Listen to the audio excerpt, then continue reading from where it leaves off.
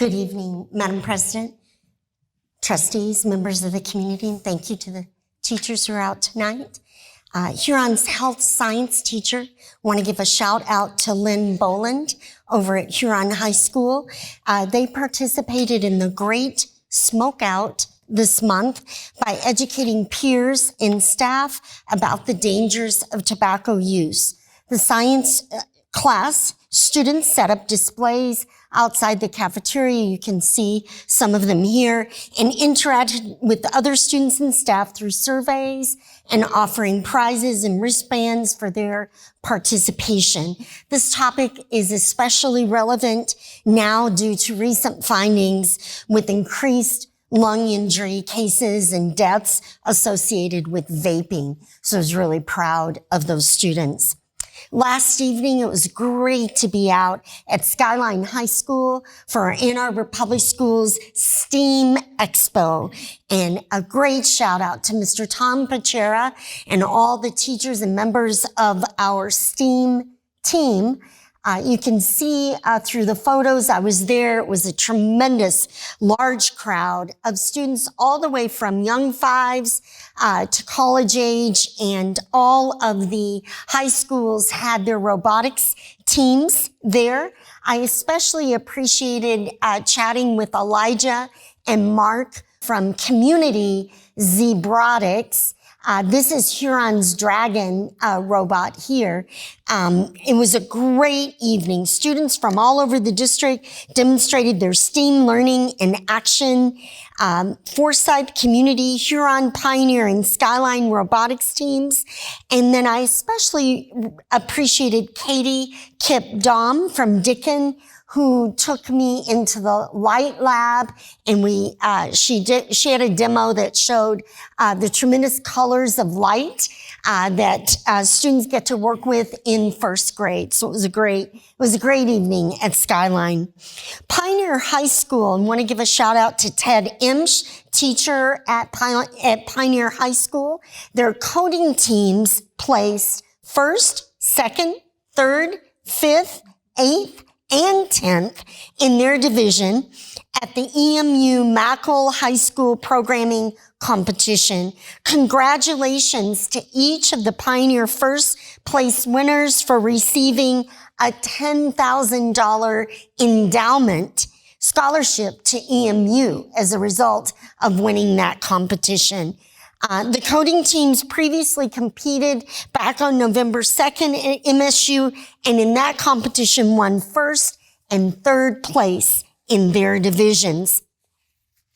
On the way toward the end of the evening last night at Skyline, Miss Sarah Shemansky, who is right now at Wines Elementary with Project Lead the Way, was sharing with me about her fifth grade students. Trustees, here's a photo of them, and I want to share with you their story from this week.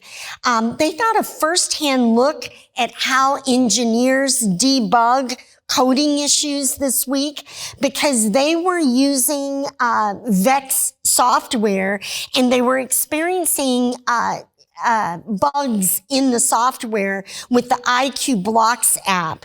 And so they shared the details with VEX Robotics employees. Ms. Shemansky was sending emails back and forth with the engineers to update the software based on the bugs that our fifth graders were finding in her classroom. Well, the VEX company decided that they would put 3 engineers on a plane, and so they flew them out, and this week they've been in the classroom, in the back of the classroom with our fifth graders, and they're giving them real-time feedback on the bugs in the system, and they've been watching as the engineers actually debug the issues that the students discover, and they see live coding behind the scenes and the corrected programming that occurs. It served as a great opportunity for students as the engineers shared their process and modeled real-world application of coding.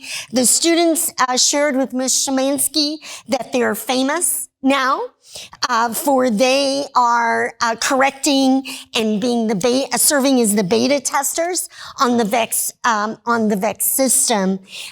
This will improve the use of the app for students all over the country and all around the world. And our students were live in doing that. So I plan to get over there and see that class of fifth graders and congratulate them for the tremendous work and contributions that they're making.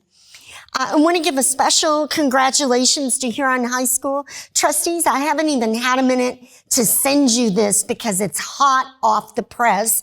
And that is that Huron High School was named Newsweek's top 500 STEM high schools. This just came out yesterday. Yeah. Isn't that great? The list was published in Newsweek's special November double issue. Schools across the nation were selected based on experiences that they offer students in science, technology, engineering, and math, while also preparing them for post-secondary outcomes. So this was exciting news, just hot off the press. I want to give the board a shout out and special thanks because of your vote last week to refinance our existing bonds. I just want to celebrate with our Ann Arbor Public Schools community that you will be saving the taxpayers a little more than $5 million, not a savings to the district, but a savings to our Ann Arbor Public Schools taxpayers. I was unable to be with you all last week due to an apprenticeship conference that I was selected to be a part of, and I really wanted folks to understand what a great impact that is on our taxpayers in the community. So lots of folks writing, as Gabrielle noted today, and starting and over recent days, starting with congratulations for winning the bond.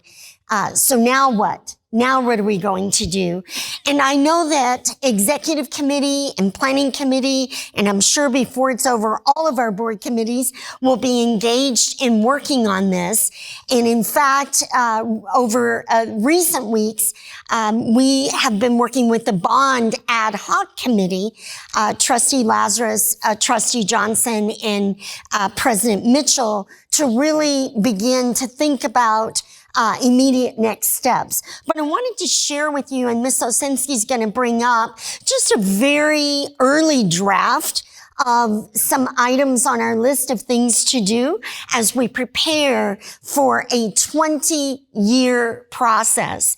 It's fairly intimidating to think about this bond running from 2020 to 2050. And an actual construction process from 2020 to 2040. But there are some things on the books that we'll want to start with, and I know Ms. Osinski's going to pull that up. We know, trustees, as we've been discussing during this previous 3 years of planning for this bond, that it is about clarity. It's about communication. As our community members have shared this evening, it's about collaboration.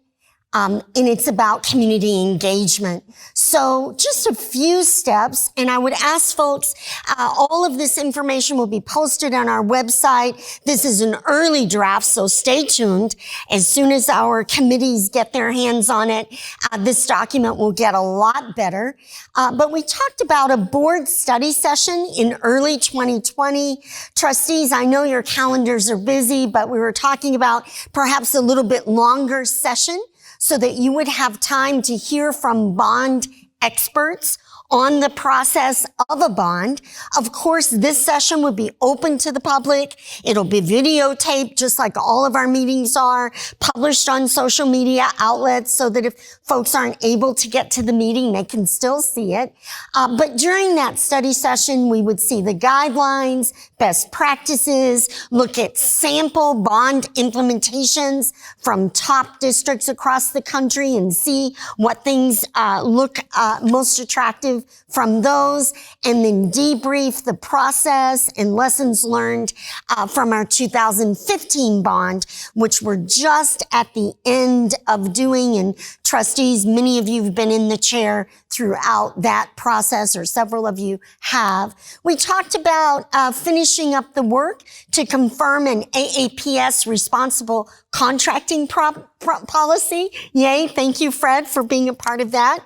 Whoops. I got excited there about the responsible contracting policy. We've been meeting with members, with our ad hoc committee, with Fred, and with members of the Huron Valley Labor Council. We were very grateful for their support, during the 2019 bond. And so we'll finish up that contracting policy. The next steps are, right now, trustees, the attorneys are working back and forth on the fine details of the language. I think you were aware of that. And then it will go to governance, and then it will come to the full board. So we're very, very proud. I know some trustees have been driving for this recently, and others have been working for a decade to get this kind of work done. So it'll be a great day to see that come to action. We'll be working in early 2020 to get a general timeline on all of these following components. Prepare and brief the board on the timeline to actually sell the first series of bonds. You know, you look at our email and it seems like folks maybe think that you're just going to get $1 billion in the account right away, and it doesn't actually work that way. So as we sort this out, we'll all be in this public session, or if you're unable to, you can tune in later, but they'll actually lay out how the series of bonds emerges over the 20-year construction process. We'll be developing a communication plan so that the community and our staff, our team, the board, everyone understands exactly how and consistently how we'll communicate. We'll be clarifying a community engagement plan. Is how are we going to work together to prepare for a smooth and top-level implementation of the bond. We'll be publishing in early 2020 an application process for members of our community, members of our staff to serve on bond oversight, bond advisory committees. We've had these before, and we'll be very excited to launch a community advisory group. We always look for representatives of schools, and we look for representatives in the community as we think about the 4 cornerstones of the bond: teaching and learning, the classroom environment, sustainability, environmental sustainability, that idea of systems and processes such as buses and technology and all those things that we used to do school with, and then health, safety, and well-being for our students and staff and community. So those will kind of be the areas that we'll be working in, of course. We'll be clarifying also, I'm publishing this, how will we regularly report to the board? So separate from communication, but how will we report to the board? We've been researching, as our bond ad hoc committee knows, researching how other top shelf districts have reported consistently over a 20-year bond. It's great to see the examples. We want to do the very, very best job. So we'll be clarifying that process of what will be the reports. And as we think about the reporting process, as we go down to the next part of this, that idea of making sure that that process gets out to every household, not just to parents, not just to staff, not just to students. Those are all very, very important. But we heard during the campaign from our stakeholders who perhaps are senior citizens, so they don't have a child in school. So we'll be actually looking at the snail mailing of annual or biannual updates so that everyone in the community receives it. I'm always reminded, and trustees remind me, that Ms. Bacalor mails to every household in the district. Is it 4 times a year. And so perhaps we would do something that one of you shared with me a couple weeks ago, that idea of perhaps it tucks into one of those things that's already going out, or perhaps it's a separate mail. We'll have that discussion, I know. We're already working on establishing a location on the website. And I know not everyone uses the website regularly, but we just want a public facing, maybe it's an app, I don't know.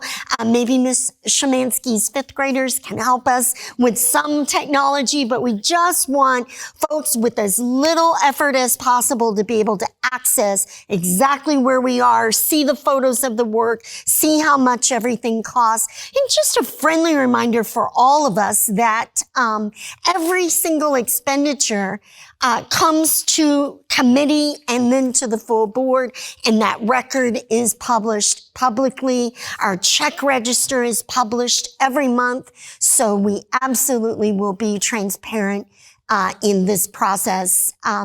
We want to think about clarifying the school design process. We talked about that a lot over previous months, and we want to talk in detail about what that looks like.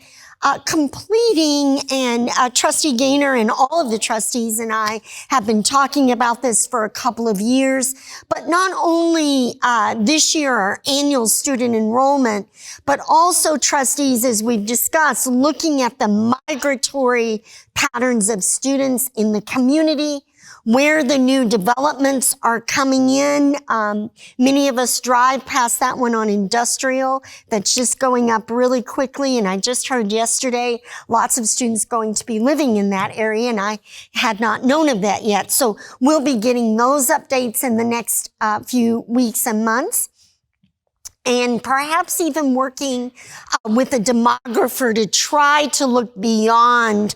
When we look at the development, we get the 3 to 5 years, but what is our thinking even beyond that? So they analyze the birth rate, to kind of see if there's more that we should know, because all of our decisions must be informed by facts. We'll also be mapping the districts, the locations, the buildings, the technology infrastructure. And I know Mr. Cluley's excited, but that involves all the before pictures. And he got a lot of that done earlier in the fall, but there's a lot more to be done yet. So, trustees, I wanted to close the superintendent's report with just an early brainstorm, and you will be engaging with this and making it a lot better, but with an early list of our ideas and our thoughts on what's happening with our 2019 bond.